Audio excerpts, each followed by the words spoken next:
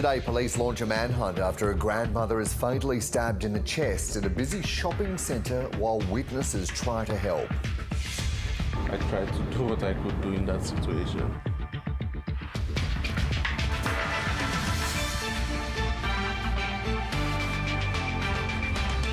Australia backs another wave of US strikes on Houthi targets in Yemen.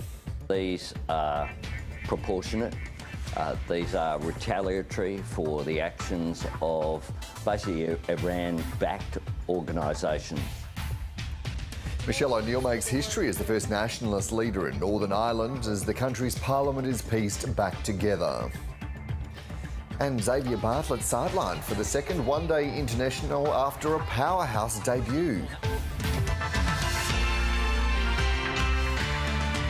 Hello and welcome to ABC News. I'm Dan Bourchier.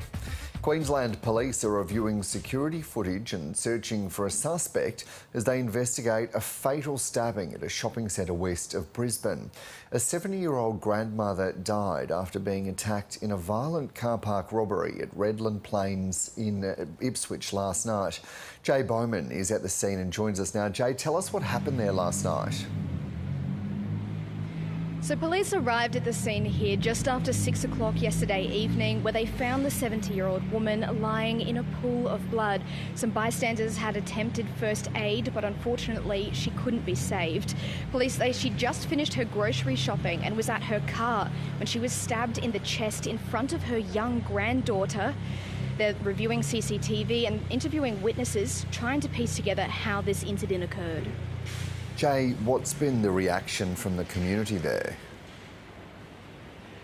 Look, the locals that I've spoken to are just shocked. They feel like this attack could have happened to anyone, and even senior police say, reviewing the footage, they're taken aback by just the level of violence. It's not just the local community that's feeling shaken, though.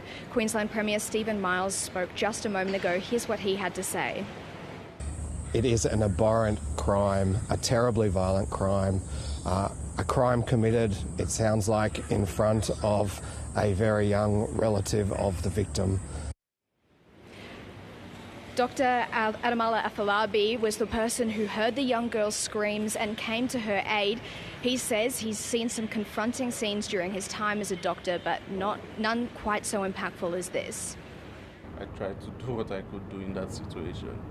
I'm a medical doctor, so in a situation like that, just do your best. And no arrests have been made yet, have they?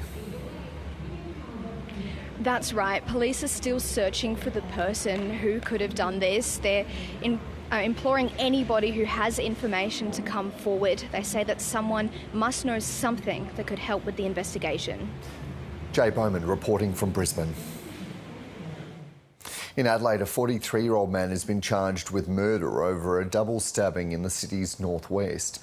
A 76-year-old woman and her 55-year-old son were found with serious injuries at a home in Rosewater yesterday afternoon. Police say the incident doesn't appear to be random. The man will face court tomorrow. The US and the UK have launched a third wave of strikes on Houthi targets in Yemen. Officials say around 30 targets were hit at 10 different locations. The airstrikes hit underground weapons storage facilities, air defence systems and radar equipment.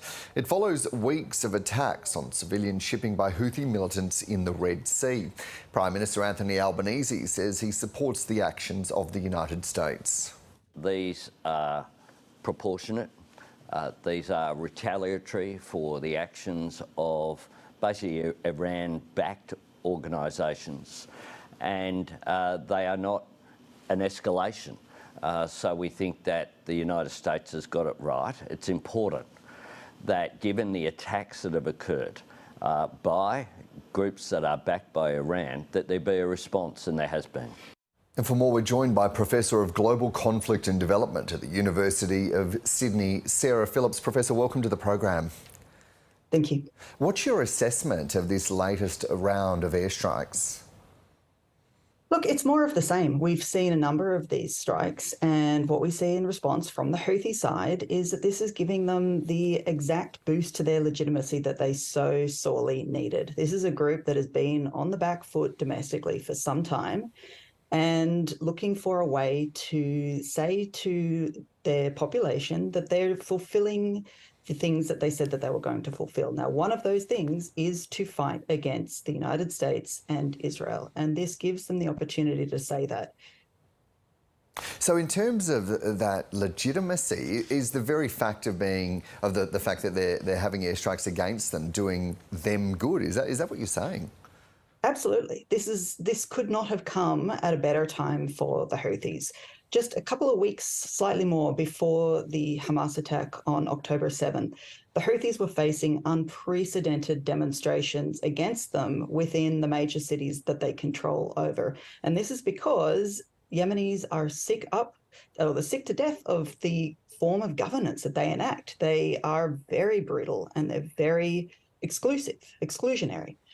And so they were facing these large protests and they were really concerned about it. And then shortly after this, they see a golden opportunity in being able to say to their population, look, we're fighting. This is not about you. This is not about us. This is about protecting the Palestinian people. And in that, they tap into very widespread and very legitimate grievances across the Middle East. So they're not only signaling this to the Yemeni population, but also to the Middle East more broadly. And as well as legitimising them, a couple of weeks ago, before the latest waves of airstrikes, it must be noted, you wrote that airstrikes could have the effect of emboldening the Houthis. What did you mean?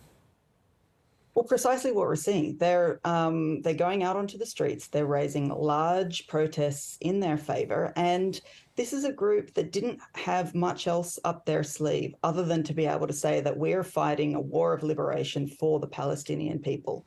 And so this is giving them exactly what they wanted. They can actually say that for the first time with some modicum of legitimacy. So they're going to take advantage of this in every way that they possibly can.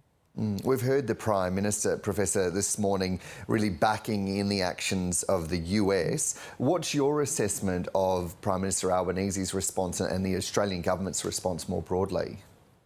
Well, again, we need to look at effectiveness. Now, for the moment, it may be debatably justifiable to say that this is a proportional response. But are they effective? Are they doing anything to deter the Houthis from what they're doing? And the answer is a resounding no on that, because they need to be able to say that they have an external enemy in order to continue what they're doing within Yemen. Now, keep in mind that what they are now able to do is they've gone on a massive recruiting spree. And when I say they go on recruiting spree, it's usually it's often of underage boys. So people in Yemen are terrified that their kids are going to be recruited by this organization to go and fight in Madib, which holds the country's largest oil reserves and which the Houthis need to gain control over in order to consolidate themselves as a notionally viable political entity going forward. So this is giving the Houthis what they need. So it sounds like your view is that the airstrikes don't offer the kind of deterrent to the Houthis that is required. So what is the deterrent that you think would have an impact on them and actually destabilise their movement and their power structures? Well, if we're looking big picture, this is a huge issue across the Middle East and the global South more broadly. And the Houthis have got the West and its allies in a really classic wedge, if you like, because they know that the US and the UK aren't going to call their bluff by getting dramatically more assertive with Israel. So the Houthis can keep doing what they're doing and say that it's all about the Palestinians. And of course, some of it is about the Palestinians, but a lot of it isn't. So in order to take the wind out of their sails, the Western allies would need to do something to show that they're dealing with Israel a lot more assertively. Of course, either way, the Houthis win then, because then they can claim that they've successfully changed decades of Western foreign policy, which of course is unlikely in the extreme. Or they can continue to have the war that they need in order to tamp down on infighting within their own ranks and internal dissent about their horrendous mode of governance. Do these airstrikes have a broader impact on that region of the world and the broader conflicts that we're seeing now as well? Of course, yeah, they're feeding into the wider regional conflict. But what they're also doing is they are showing a region that feels absolutely betrayed and furious at the level of hypocrisy that the Western governments have dealt with the Israeli war on Gaza. And they feel that when Palestinians are killed, it is not taken nearly as seriously as when others are killed. And so what this does is it taps into that very long-standing grievance. What it also does is it taps into a really long-standing grievance that the US and its allies work to support authoritarian regimes across the region in the name of trying to uphold this fairly shaky and tenuous stability. And what we see is that the regimes across the region can't do that. They won't, and this is a symbol of this to people across the region. Professor Sarah Phillips from the Global Conflict and Development at the University of Sydney, thank you so much for your company this morning. Thank you. Northern Ireland has sworn in its first Irish nationalist leader since the province was formed a century ago, ending a 2-year political standoff. Sinn Féin's Michelle ONeill told members of Parliament in Belfast that it would have been unimaginable to her parents that a woman with her beliefs could hold such a position. She pledged to respect equally all allegiances in Northern Ireland. As an Irish Republican, I pledge cooperation and genuine honest effort with all those colleagues of a unionist tradition who cherish the Union. This is an assembly for all, Catholic, Protestant and dissenter. Despite our different outlooks and our different views in the future constitutional position, the public rightly demand that we work together and that we deliver together. French police are refusing to rule out terrorism after a man was arrested over a knife attack at a railway station in Paris that's left 3 people wounded, 1 seriously. The early morning attack took place at the Gare de Lyon, one of the city's busiest railway stations.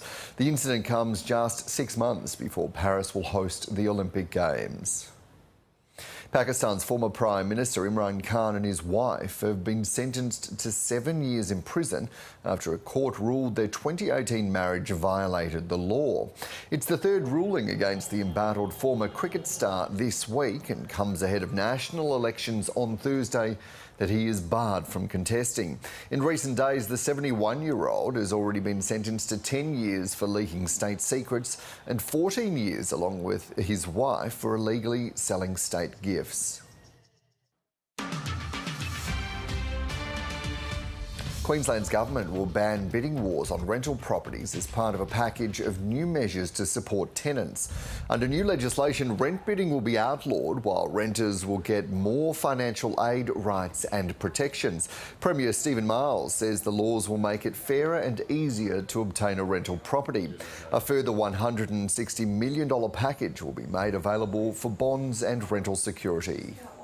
The biggest thing we're doing today is banning rent bidding. I've heard from too many Queenslanders who've put their application in for a rental property thinking they would get it, only to find that someone else has bid more than the advertised price for that rental and they've missed out. These new laws will stamp out that practice, will provide transparency for renters and provide an even playing field for everyone who wants that property.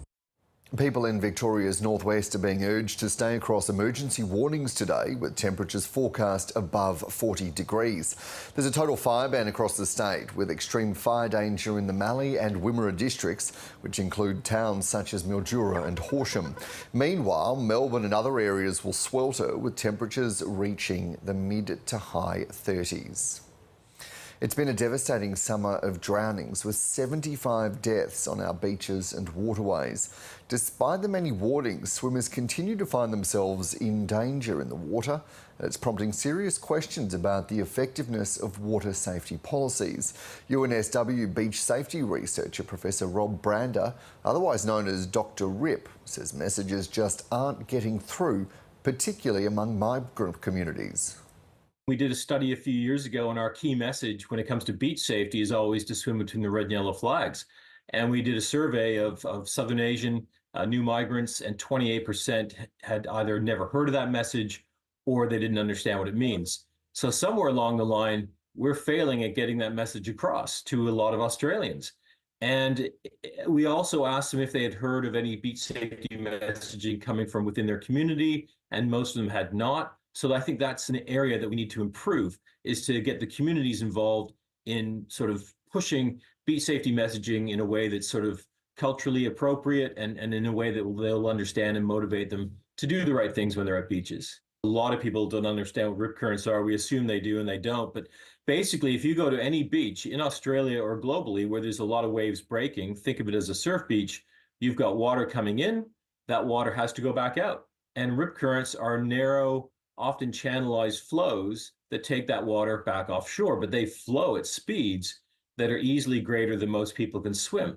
And they're ubiquitous features. On a typical surf beach in Australia, you might get a rip current every 100 meters along the beach. So it's another reason why if you swim between the flags, that takes that guesswork out. But I think the mantra has to be when you go to any beach and you want to go on the water is to always spend a few minutes thinking about beach safety. Do you get mobile phone reception? Are the waves too big? Are the conditions rough? Are there lifeguards further down the beach? Do you know what a rip current is? You have to spend some, and what would you do if something went wrong? Do you have a plan? So I think that's the mantra. You know, you don't cross the road without looking both ways. We need to get it in people's heads that you don't go to the beach without thinking about beach safety. And I think if you're not a good swimmer or a poor swimmer, then the rule is, if in doubt, don't go out. And you certainly don't go in water depths beyond waist depth if you're a poor swimmer. You need to make sure your feet are firmly in the sand. But you have to be making these, you have to be thinking about beach safety all the time. Juvenile arthritis is one of the most common chronic diseases affecting Australian children. It is a painful and potentially disabling condition. Despite its prevalence, Tasmania is the only state in the country without a permanent paediatric rheumatologist, forcing some families to travel interstate for treatment. I didn't know what arthritis was or what they were talking about, but now that I know what it is, I wish I was pain-free and felt normal again. Harry Dannock was just 10 years old when he was diagnosed with juvenile arthritis. Well, I haven't really told anybody yet. I've just told my teacher and my karate sensei. I haven't even told my grandparents yet, because I don't really feel ready to tell people. Harry had always been active growing up, obsessed with sport, including running, swimming and karate. So when he started struggling with simple tasks like holding a knife or using a pen at school, his parents knew something wasn't right. So it was really a turning point when we realised that we needed to get this looked into, because we simply couldn't hug him anymore. You'd go to give him a bedtime hug and he said it hurt too much. I brought arthritis here today because he helps me a lot. It took more than 8 months for Harry to be diagnosed. While there are treatments available, there's no cure. Harry's pain or discomfort, depending on the day, is his normal now. He's always fatigued, but just as the physical condition affects him, there's certainly a huge mental impact. Juvenile arthritis is a chronic, painful autoimmune disease that affects between 6,000 and 10,000 Australian children. People do think it's a rare disease, but it's actually not rare at all. It's quite common, because that's about the same prevalence as diabetes in the same age group. Life with juvenile arthritis can mean dozens of doctor or specialist appointments every year. Despite around 120 children having the disease in Tasmania, there's no permanent paediatric rheumatologist. A small percentage is seen by an adult rheumatologist, others are forced to travel to Melbourne. The problem with that, of course, is that in between visits, when the child has an acute episode, something goes wrong, there's no access to acute care. I've always wanted to be a spaceman. Parents have joined forces with the Juvenile Arthritis Foundation Australia to urge the state government to establish paediatric rheumatology services. Health Minister Guy Barnett says the government is considering paediatric subspecialties as part of this year's service planning activities, including paediatric rheumatology. Liz Gwynn, ABC News. Time now for sport. Here's Daniela Intili.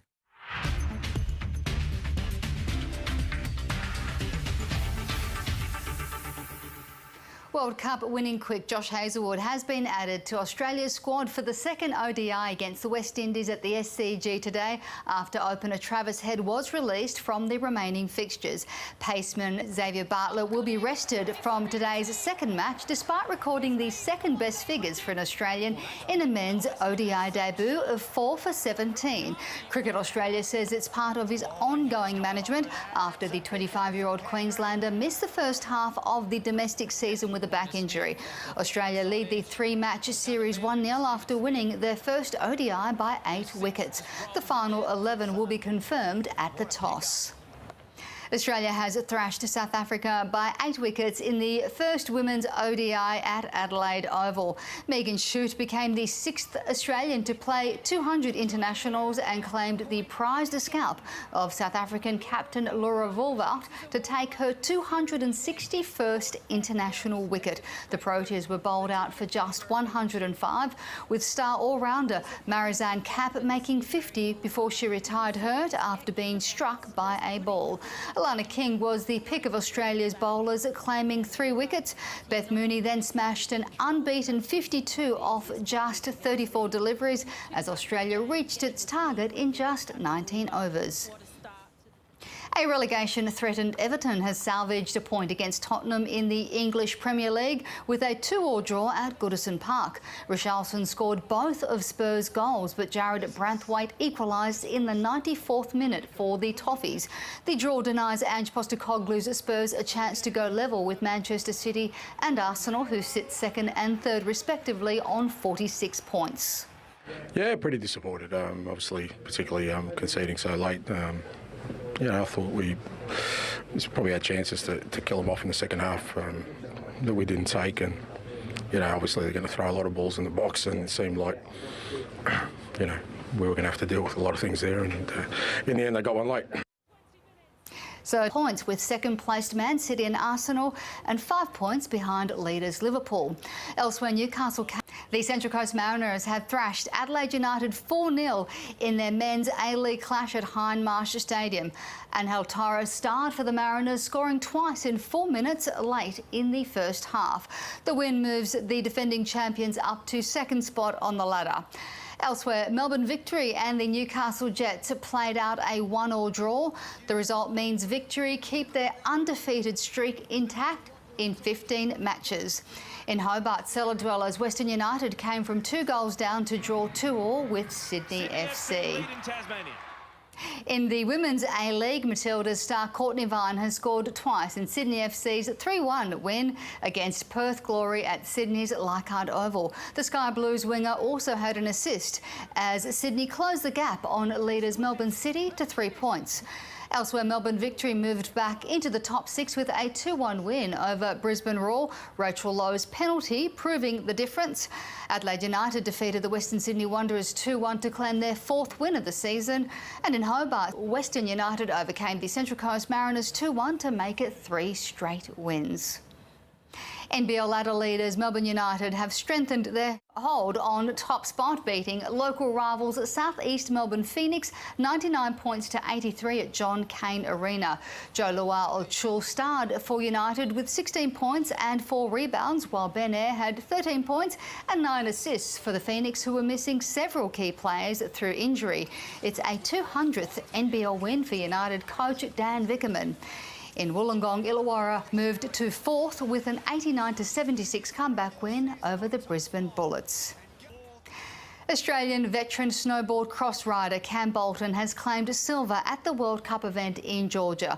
The 3-time Olympian finished behind Canadian world number 1 Elliot Crondon to claim his 5th career podium.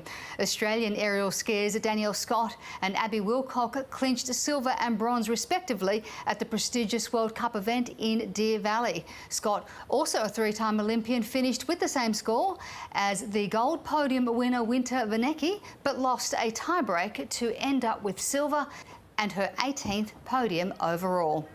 Yeah, look, I've got to be happy. We're in Dew Valley. I love it here. This is my second home. Super happy. It's been an absolutely crazy day. We've had some pretty warm conditions that made it really just difficult for us. So to now wind up on the podium, looking back, yeah, I'm super stoked.